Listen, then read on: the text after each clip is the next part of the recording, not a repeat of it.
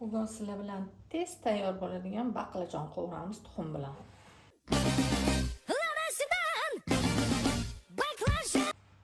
Bitta baqlajon, bu kattaroq bo'lsa kerak. Menimcha yarmini solaman. Esilgan pomidorim bor ekan. Yusuf esilganini oldim. Zo'r chiqishadi. Ikkita tuxum, ozgina chesnok. Tez pishadigan qilib maydaroq to'g'rayveramiz. U birinchidan oson tez pishadi. Ikkinchidan anaqa deyishadi-ku, ham xarch. Shunaqa. Bu ham zakuskaga o'tadi, ham ovqat o'rniga o'tadi. O'g'lim yaxshi ko'radi, shuning uchun hozir o'qishidan kelishiga tez tayyorlab qo'yaman, kelib yeb oladi. Как salonka qilib ko'rib olaverasizlar.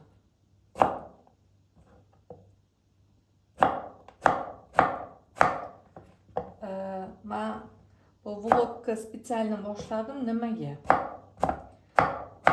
Hamma blogerlarga o'xshab atidan tayyorlanib, bozor qilib kelib, keyin qilmayman ovqat.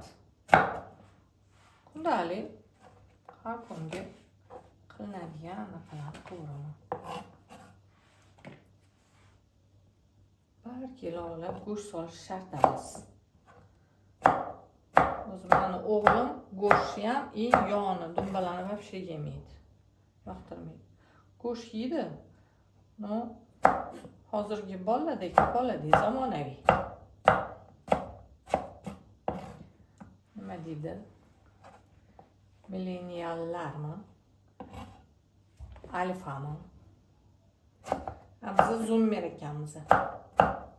Biz yoshligimizda polностью oq yog'larga bo'lgan oshlarni, qazilarni yerdik terasi.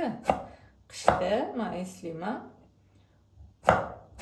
Onamlar qishda endi sovuqroq bo'lardi hozirgidan. Onamlar yarimta qazi solardilar.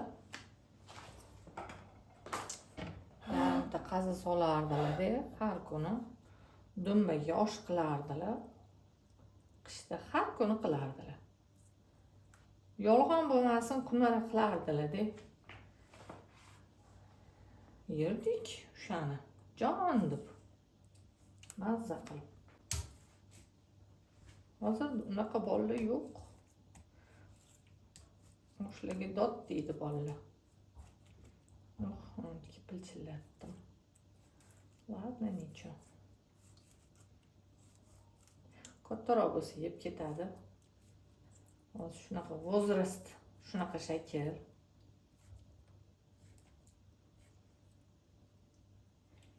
Tez bo'ladigan narsa.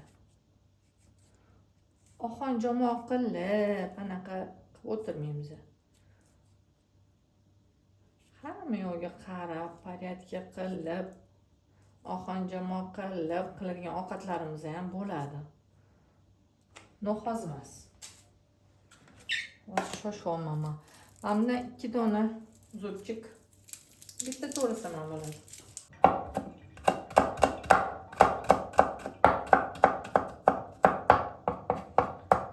Shuni qovuramiz-da. Buni pomidorsiz qilsa ham bo'laveradi. Pomidor yo'q bo'lsa, baqlajon bilan tuxumni o'zini ham qovurib olsa bo'laveradi. Bo'ldi, buni pomidorga qo'shib yuboramiz.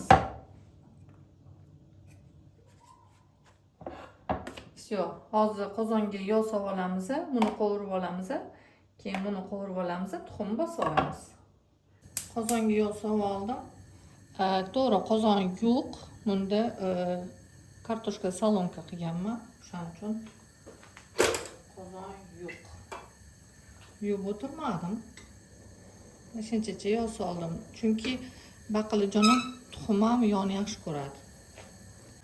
Gaz mamtlariga falga solib qo'yganman, чтоб anaqa yomon bo'lib ketmasligi uchun. Falgani g'itimlab tashlash oson.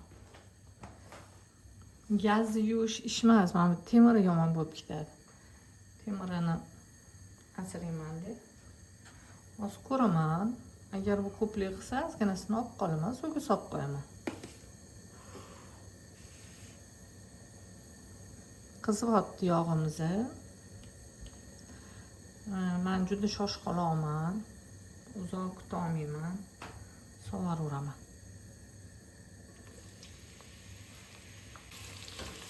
Silyapti o'zi.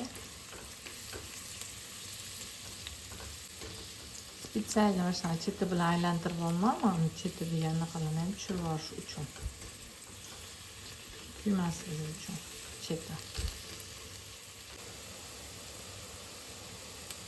Qo'rib oldik. Mana qani. Endi to'rtta tuz tashlaymiz.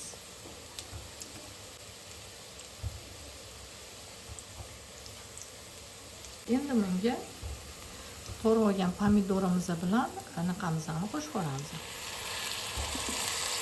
Buni birpas qovuramiz.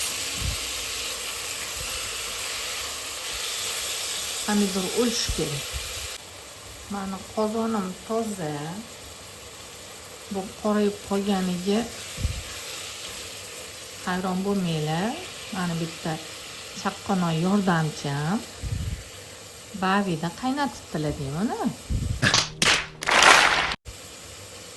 Oppoq qozon edi. Qorayib qoldi. No, nичего страшного. So'mizga to'rtta tuz solib atalab olamiz. Mana qizillari pomidor.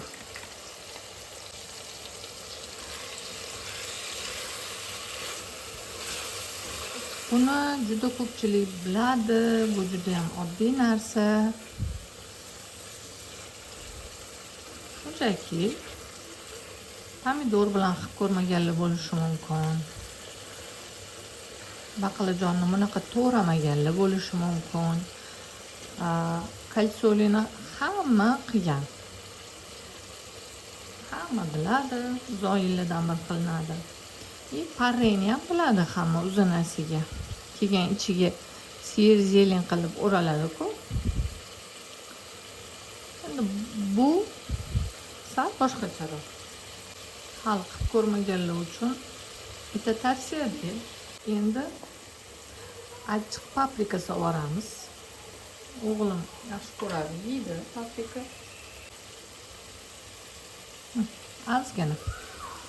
Yana bitta aralashtirib olamiz.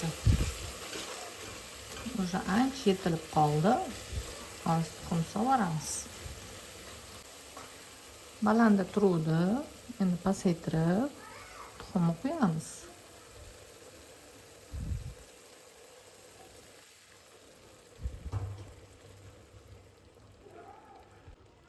Ustini yopib qo'yamiz. 10 minut pishadi. Bo'ldi, tayyor.